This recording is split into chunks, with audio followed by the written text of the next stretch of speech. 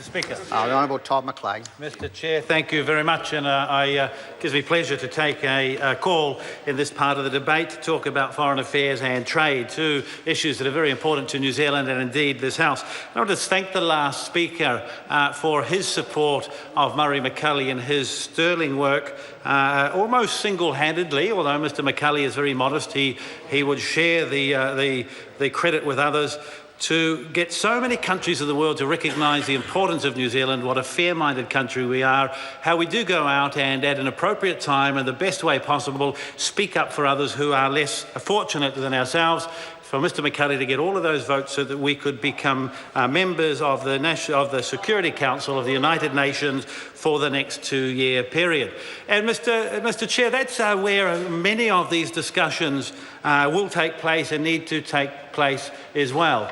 We got so many more votes than so many other countries in that first ballot because of what New Zealand is thought of. And it's because, the country as a whole is not like some parties in this parliament. It's not about lecturing other people about just the rights and the wrongs or telling them that they're always wrong and that we as a country are always right. That may be the case in this parliament sometimes, I guess, when you feel you must oppose absolutely everything. But I would say to Mr Kennedy Graham, and I do have a lot of respect for him on many of these issues, I don't think changing the woodwork in this place is actually going to deliver the level of utopia that he hopes for the world and New Zealand's place in it, unfortunately. This is a place for robust debate. Doesn't matter which direction you're focused in. I invite him to be as critical as his colleagues as he is of the government, because that doesn't happen very often.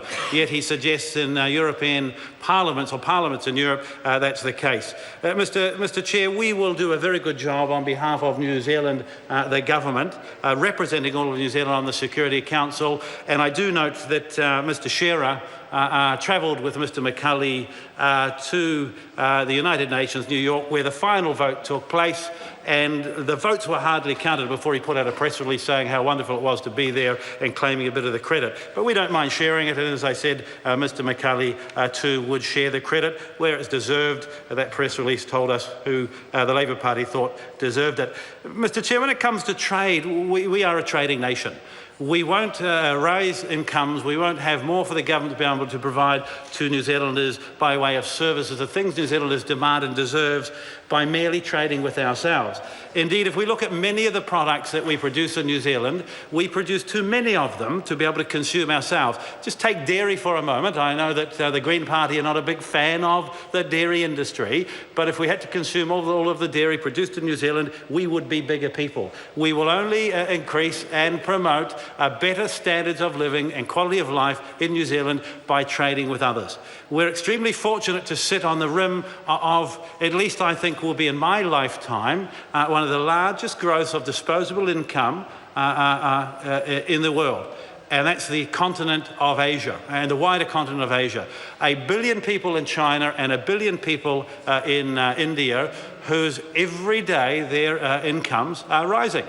And Mr Chair, we face some choices, as with everything, but we're a trading nation and we need high quality agreements to make sure we have good access to these markets so that our producers in New Zealand, and more than that, Mr Chair, the people that work for these companies in New Zealand can benefit from preferential access in many cases to a very large group of people who want to consume, as their incomes increase, who want to consume the things we're so very good at producing.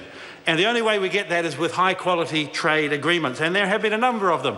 In fact, I would recognise the work of the previous Labour government when it came to starting and moving through concluding a negotiation with China. And in fact, it was Mr Goff as the Trade Minister that did most of that work at that time. And I actually feel for Mr Goff at this moment, because he knows the importance of trade to New Zealand. He supports good, high-quality trade agreements. He knows that you can't talk about all of the issues around a negotiation at every point in time, but he also knows that there is a process for this Parliament to follow when an agreement is negotiated and concluded. And the reason I feel for him so much is actually having a lot of respect for him and his lifetime of work around trade. He now finds that he's in a party that's turning their back on those New Zealand companies and turning their back back on the importance of trade negotiation. The government has been... The member says rubbish, but actually go and look at what your leader says and stand up behind him. And so largely, Mr Chair, the government will only negotiate high-quality agreements that are good for New Zealand. I'm going to call